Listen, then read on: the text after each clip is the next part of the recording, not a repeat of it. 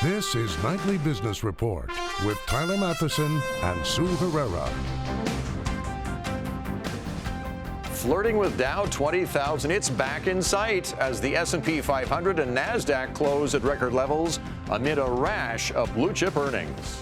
Taking the wheel, President Trump calls the big three automakers to the White House and tells them if cars are sold in the U.S., he wants them made in the U.S.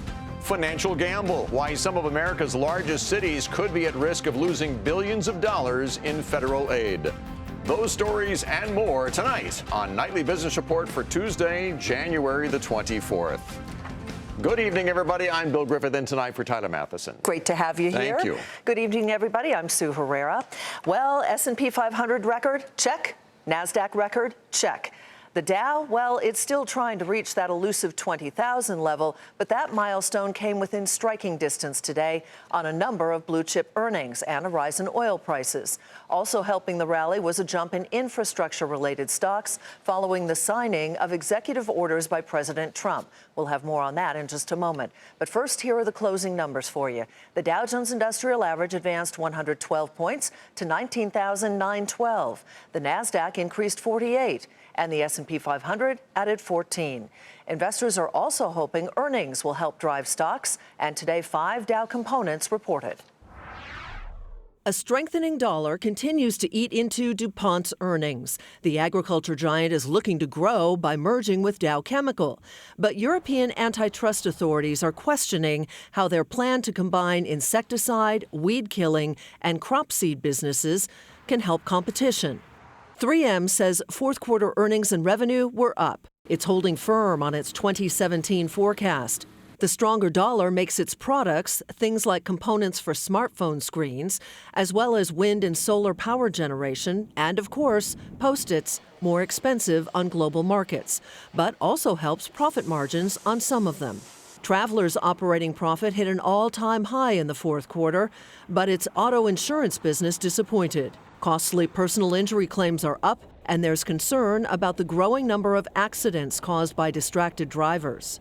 Johnson & Johnson beat earnings estimates, but sales fell short. J&J lowered its outlook for 2017. Drug sales, especially Remicade, used to fight arthritis, were down more than 3%. And that could be a worry for the rest of the pharmaceutical sector. And Verizon's revenues dropped too. Subscription growth dropped 61%. It's still growing, but much more slowly than before. Verizon is trying to expand into digital media and advertising, offering to buy Yahoo's internet business. But that deal, according to Yahoo, won't close until the second quarter of 2017, a quarter later than expected. Of those 5 Dow companies, DuPont saw the biggest gain, while Verizon saw the biggest drop. Meanwhile, at the White House, the president moved quickly on a promise to bring back manufacturing jobs. This morning, he hosted a meeting with the CEOs of America's big 3 automakers with one objective: to build more cars here and to hire more workers. Eamon Javers reports tonight from the White House.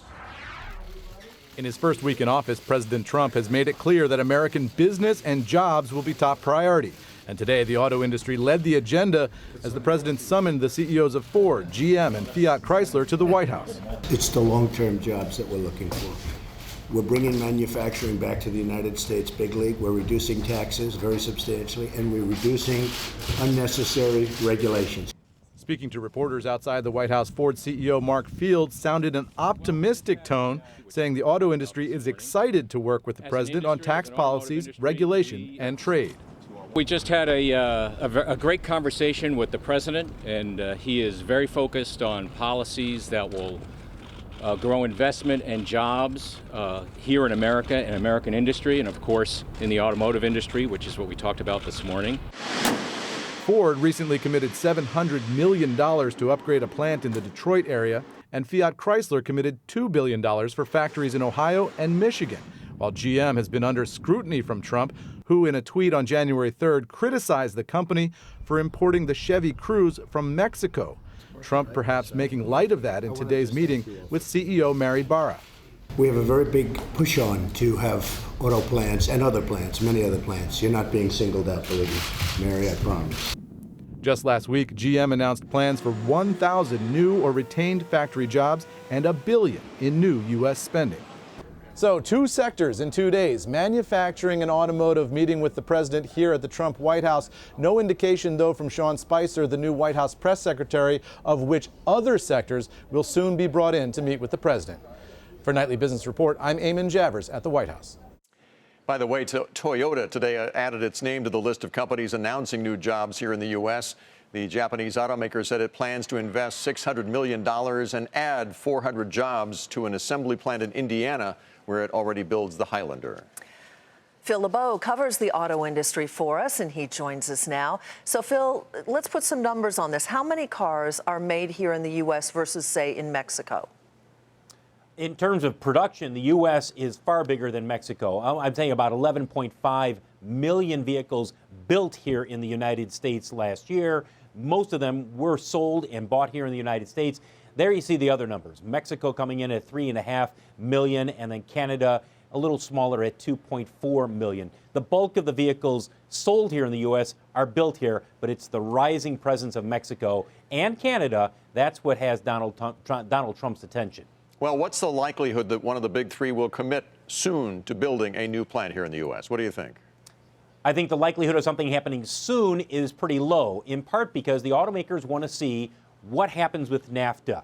Why commit a couple $2 billion to build a new plant in Ohio or Michigan or wherever here in the United States when you're not sure what's going to happen with NAFTA? Because you have to decide, is it NAFTA in Mexico where the things are changing? The taxes will be coming with import tax, or is it Canada? Is it both? So for the automakers, they've got to see basically what hand they're dealt in terms of NAFTA before they make some type of a commitment. There's also the question of the third-party manufacturers in the automotive industry. Right. Could we see more of them? Because the automakers are worried about higher costs. Might that help them lower their costs? Yes, and particularly if there is a niche model, let's say a compact car that they are currently building in Mexico. They're not going to build a new plant in the United States and build a low-margin car in the United States. What they might do is they might say to an independent contractor, we still want that car, we want it under our particular brand, we'll have you build it. That way it's built in the United States for a domestic automaker. Phil, thank you, as always. You bet. Phil LeBeau in Chicago. As we reported earlier, infrastructure stocks, specifically materials and industrials, rallied today after President Trump signed those executive orders reviving 2 controversial oil pipeline projects. The Keystone Pipeline is backed by TransCanada. Energy Transfer Partners is behind the Dakota Access Pipeline. Both stocks rose more than 3% today. Jackie DeAngelis now takes a look at what might happen next.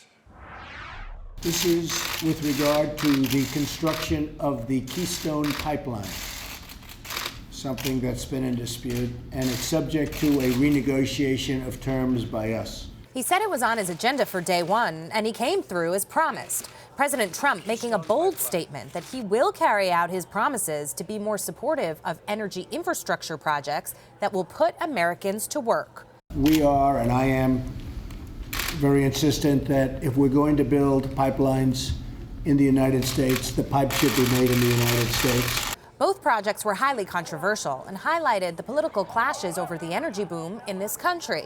The Keystone was vetoed by President Obama in 2015, a crucial permit for the Dakota Access Project being denied in December.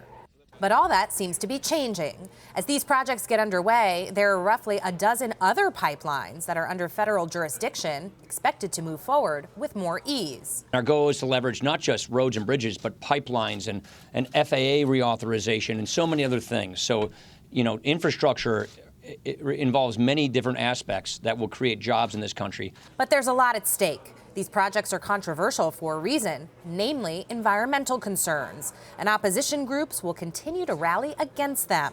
In a statement, Earth Justice, which represents the Standing Rock Sioux tribe on the Dakota Access issue, said President Trump, quote, should brace himself to contend with the laws he is flouting and the millions of Americans who are opposed to these dangerous and destructive projects. We will see his administration in court, end quote. And what will happen to oil prices now that they have just recently stabilized? The risk is they could initially fall. More pipelines mean more oil, whether produced here at home or abroad.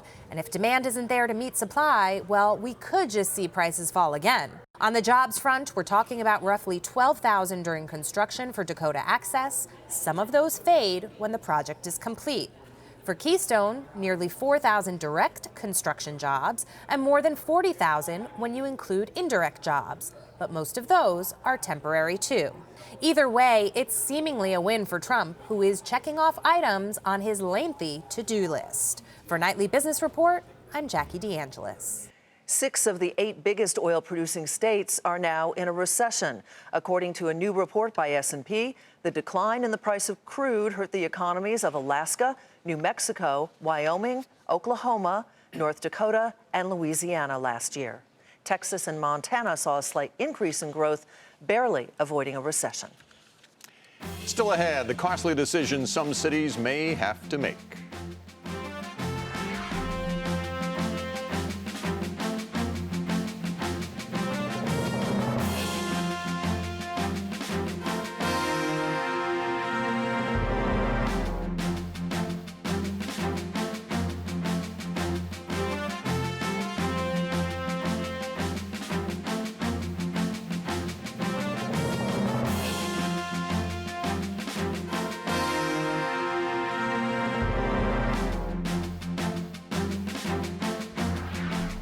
Republicans in Congress are laying out an aggressive agenda, which includes overhauling the entire federal tax code. Today, the chair of one of the more powerful committees in the House warned that Congress will not be able to lower the corporate tax rate unless the controversial border adjustment tax remains part of the plan.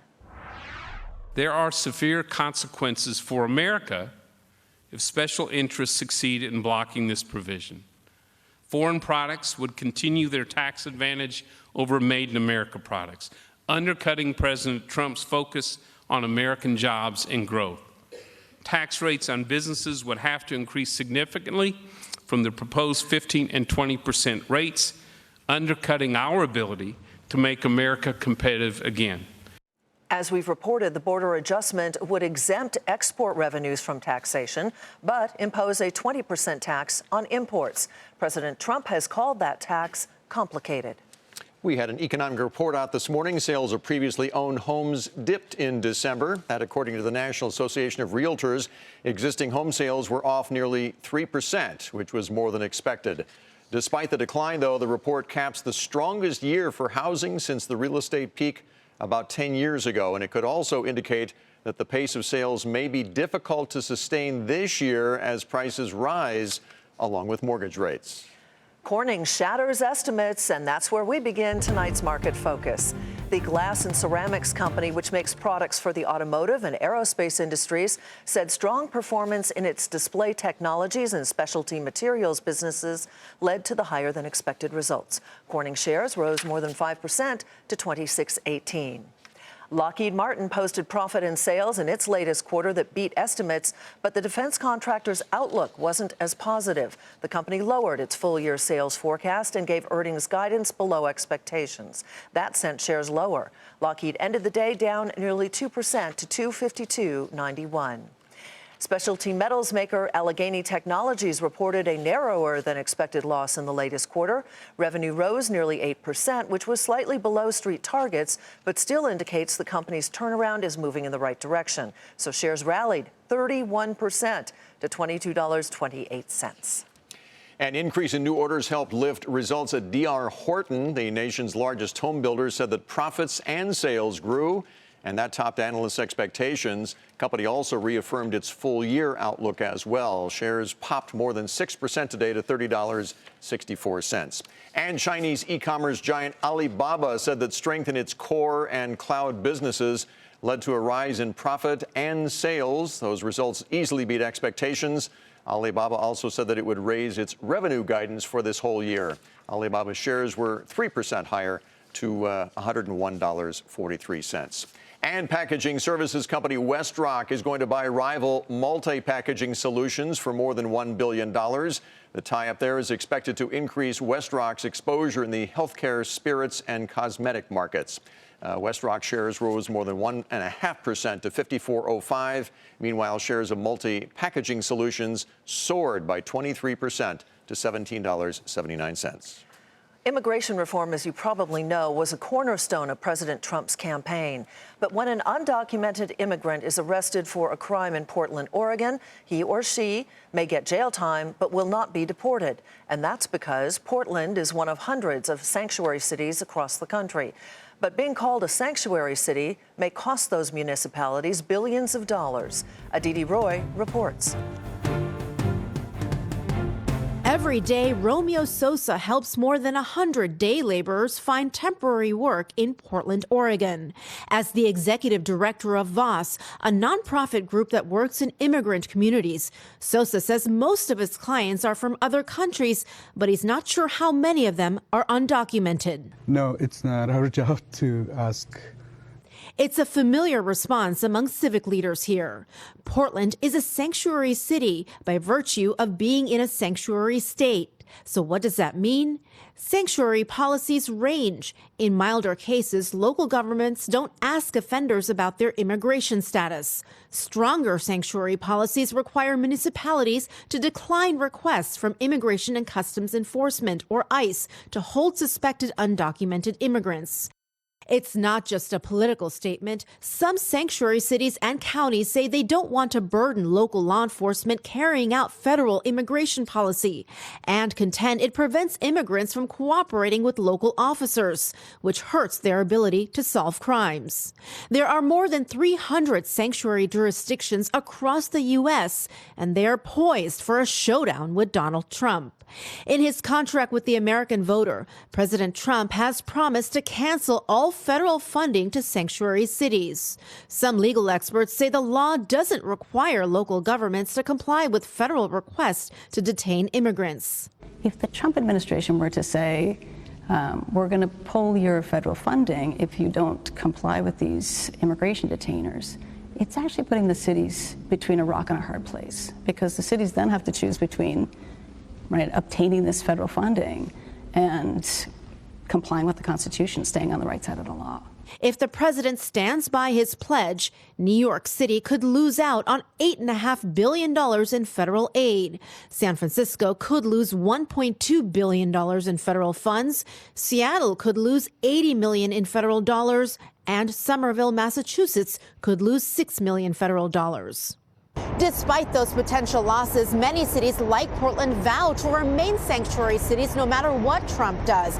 Even as some critics argue sanctuary policies allow criminals to walk free, which Portland's mayor denies. We are not harboring criminals. If somebody commits a crime, certain misdemeanors and certainly felonies, people who commit acts of violence, murder, rape, burglary, they'll still be prosecuted here for those crimes. Mayor Wheeler says even though the city receives $77 million in federal funds, he's not backing down from Trump. He's not the only one. Chicago Mayor Rahm Emanuel has proclaimed the Windy City will remain a sanctuary city.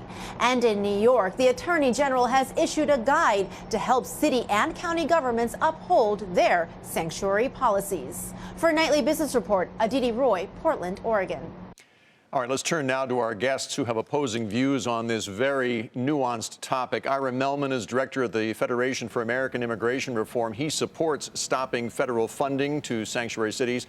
Ali Noorani is with the National Immigration Forum, says the current legislative proposals could represent a step backwards. Gentlemen, thank you both for joining us tonight. Ali, I'm going to start with you. Clearly, Mayor Emanuel in Chicago said that they will remain a sanctuary no matter whether the federal funding dries up or not. Can you say that for all sanctuary cities? What happens to those cities that really rely on that federal funding if it is pulled? Well, this is more than federal funding. This is the economic impact that immigrants have on cities and, frankly, the American workers who are living a prosperous life because of immigrant contributions. So when you have a city like Chicago, a New York, a Los Angeles, whose workforce is 25, 30, 40% of the total workforce in a city, the last thing a mayor like Mayor Emanuel wants to do is position their local law enforcement to be seen as targeting or profiling an immigrant community for their immigration status. So it is much more than a very important infusion of federal dollars. It's also the economic contribution of immigrants and immigration to American families in these cities. Ira, I know that you were opposed to the sanctuary city concept, but can you quantify how much? Aditi Roy mentioned the financial burden from the federal funds that they may be losing if indeed the federal government decides to withdraw those funds. But what about on the local level? What kind of budget impact might that have? Well, that depends on which funds are withheld from these cities. Look, they are making a political choice here.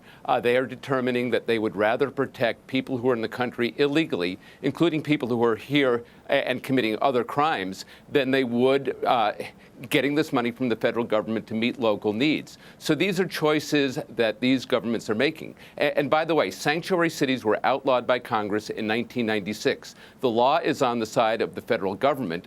It is up to Congress now to withhold those funds. Under the Obama administration, they were reluctant to do that because the Republican leadership claimed that President Obama would just veto it.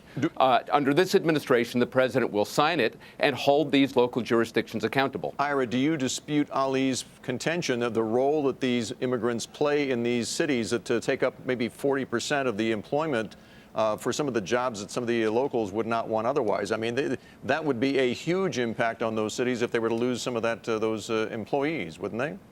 Well, first of all, Ali is conflating legal immigrants with illegal aliens. The legal immigrants have nothing to fear because they are here legally. But illegal aliens are forbidden to work under federal law. And in many cases, they are displacing American workers or driving down wages to a point where American workers will no longer take those jobs at the wages they're being offered. In addition, local communities have to provide education, all sorts of other benefits for people once they get there. So it's already costing them a lot of money. What they should allow is for the law to be enacted and for these people to move over and give the American worker an opportunity to take these jobs. All right, Ali, do you want to respond to that? Because it's not always people who are in the country legally who are doing those jobs. A lot of times it is people who are here undocumented. Well, this is the thing about this issue. It's very complicated, and like you said earlier, it's very nuanced. But when you get out of the big cities, let's think of small cities and towns in Idaho, Iowa, South Carolina, even small towns in Texas, their law enforcement, they took an oath to serve and protect the entirety of their community. They do not want to be in a position to enforce immigration law so that they, in essence, are chasing immigrants out. Or even worse, immigrants are not reporting crimes to law enforcement because they're afraid of the implications of offering their immigration status, legal or otherwise, because it tends to lead to many questions. To the point of jobs, very quickly. Sure. Ali. So the point of the jobs, a place like Idaho has an unemployment rate of 3%. Immigrant workers are contributing to the dairy industry, to agriculture up and down that state. They are a great deal for the American worker in Idaho. So why are we removing immigrants from the country, much less a thriving state like Idaho? Gentlemen, there's never enough time, and this is a very, very complicated topic, but we appreciate you sampling it for us tonight. Appreciate it very much. Ira Melman with the Federation for American Immigration Reform and Ali Noorani with the National Immigration Forum. Coming up, will the new man in charge of the FCC give a jolt to the entertainment industry?